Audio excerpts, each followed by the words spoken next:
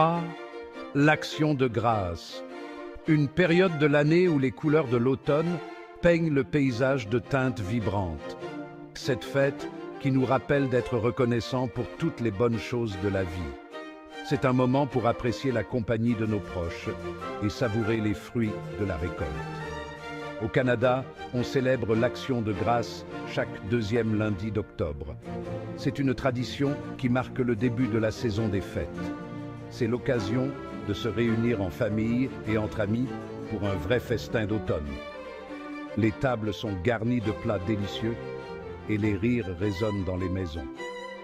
Mais d'où vient cette tradition? Comment a-t-elle évolué au fil des siècles? Contrairement à ce que certains pensent, l'Action de grâce canadienne ne vient pas des États-Unis. Elle a une histoire unique et fascinante. Notre fête a ses propres racines, bien ancrées dans l'histoire de notre pays. Elle est le reflet de notre patrimoine et de notre culture. Des explorateurs européens, comme Martin Frobisher, ont organisé des festins de remerciements dès le XVIe siècle. Ces célébrations étaient des moments de gratitude et de partage. Ces premiers explorateurs étaient reconnaissants d'avoir survécu aux longs voyages en mer et aux conditions difficiles du Nouveau Monde. Ils trouvaient du réconfort dans la nourriture et la camaraderie. Ils célébraient avec ce qu'ils trouvaient, de la viande sauvage, des fruits locaux et des légumes racines. Chaque repas était une véritable aventure culinaire. Aujourd'hui, on célèbre toujours l'Action de grâce avec un grand repas. La dinde rôtie, la sauce au canneberge et la tarte à la citrouille sont devenus des incontournables. Mais on y a ajouté quelques touches modernes au fil des ans. Les recettes évoluent, mais l'esprit de gratitude et de partage reste le même. En 1578, Martin Frobisher, un explorateur anglais, débarque sur l'île de Terre-Neuve. Il cherche le passage du nord-ouest vers l'Asie. Son voyage est périlleux. Il affronte des tempêtes et manque de vivres. Contre toute attente, Frobisher et son équipage arrivent à Terre-Neuve. Reconnaissant d'être en vie, ils organisent un festin. Ils partagent un repas composé de viande de phoque, de morue et de baies sauvages. Ce festin est considéré comme l'une des premières célébrations de Thanksgiving en Amérique du Nord. Il marque le début d'une tradition qui traversera les siècles. Bien que similaires à première vue, les Thanksgiving, canadiens et américains, ont des origines et des traditions distinctes. Ces différences se manifestent non seulement dans les dates, mais aussi dans les raisons historiques et les coutumes culinaires.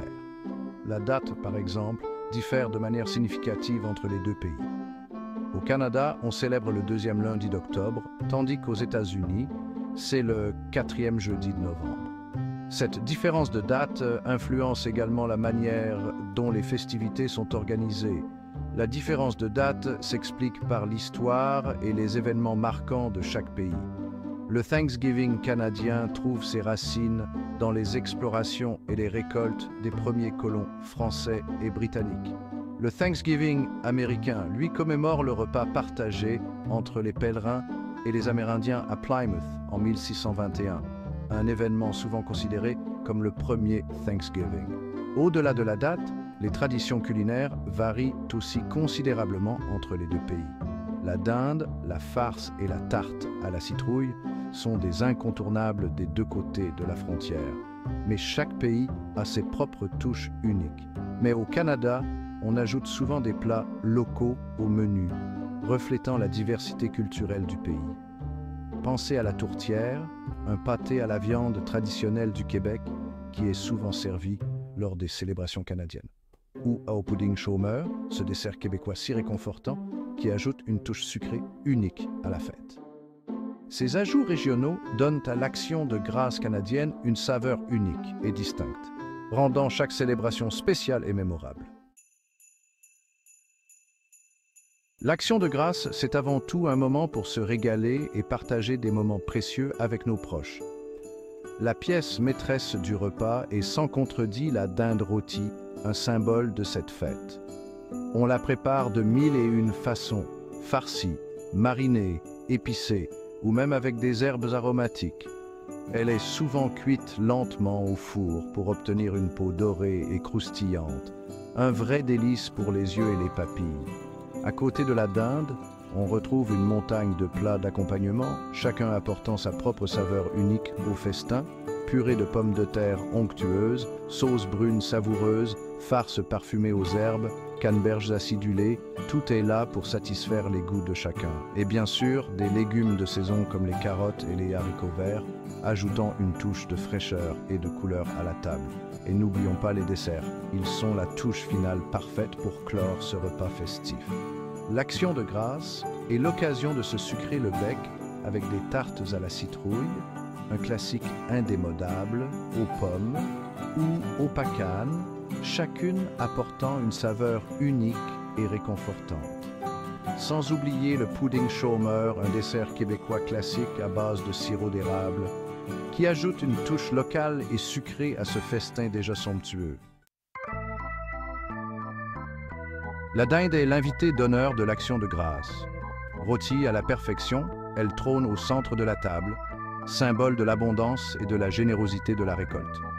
Sa préparation est un art. Certains la préfèrent farcie, d'autres la marinent longuement dans un mélange d'épices. La cuisson est tout aussi importante. Lente et uniforme, elle garantit une viande tendre et savoureuse.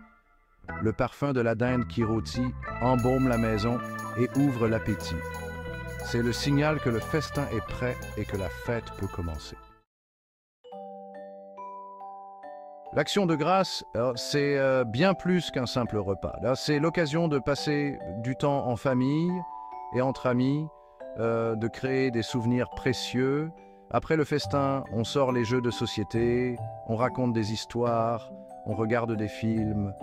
Certains profitent du long week-end pour faire des activités en plein air, randonnées en forêt, parties de football endiablées, balades en vélo. Dans plusieurs villes et villages, on organise des événements spéciaux pour l'Action de grâce. Marchés publics, courses à pied, défilés colorés, il y en a pour tous les goûts. De nos jours, on explore de nouvelles façons de célébrer l'Action de grâce tout en conservant l'esprit de la tradition. On s'éloigne du festin gargantuesque pour privilégier un repas plus simple et plus sain. Certains choisissent de remplacer la dinde par un plat végétarien comme un rôti de légumes ou un tofu farci. D'autres optent pour des recettes locales et de saison.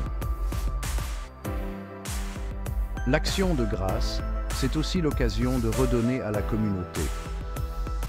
On peut faire du bénévolat dans une banque alimentaire, participer à une collecte de vêtements chauds ou simplement poser un geste gentil envers un voisin. La gratitude, c'est bien plus qu'un simple sentiment. C'est un état d'esprit qui peut transformer notre vie. Prendre le temps d'apprécier les bonnes choses qui nous entourent, aussi petites soient-elles, peut avoir un impact positif sur notre bien-être mental et physique. Des études ont démontré que la pratique régulière de la gratitude peut réduire le stress, améliorer le sommeil, renforcer le système immunitaire et augmenter le niveau de bonheur. Alors, pourquoi ne pas intégrer la gratitude dans notre quotidien? On peut tenir un journal de gratitude, écrire des lettres de remerciement ou simplement prendre quelques minutes chaque jour pour réfléchir aux choses pour lesquelles on est reconnaissant. L'Action de grâce, c'est avant tout une fête familiale. C'est le moment de se réunir avec ses proches, de partager un bon repas et de créer des souvenirs inoubliables. On se déplace parfois sur de longues distances pour être ensemble. On se retrouve dans la maison familiale, entouré de visages familiers et d'histoires réconfortantes. On rit, on se raconte nos vies, on renoue des liens. L'Action de grâce, c'est un rappel que la famille et les amis sont précieux. C'est l'occasion de leur montrer à quel point on les aime et on les apprécie. Au-delà de la fête et des réjouissances, l'Action de grâce est aussi un moment de réflexion. On prend le temps de s'arrêter, de regarder en arrière et d'apprécier le chemin parcouru.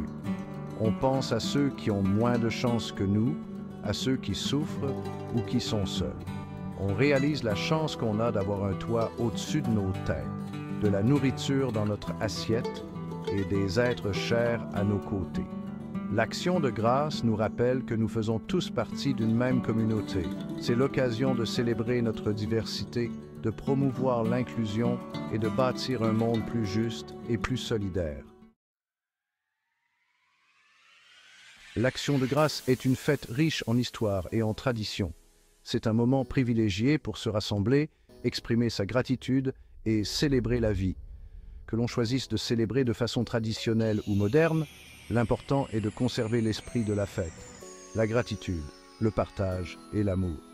Alors, cette année, prenons le temps de savourer chaque instant de l'Action de grâce. Remercions pour tout ce que nous avons et engageons-nous à faire du monde un endroit meilleur.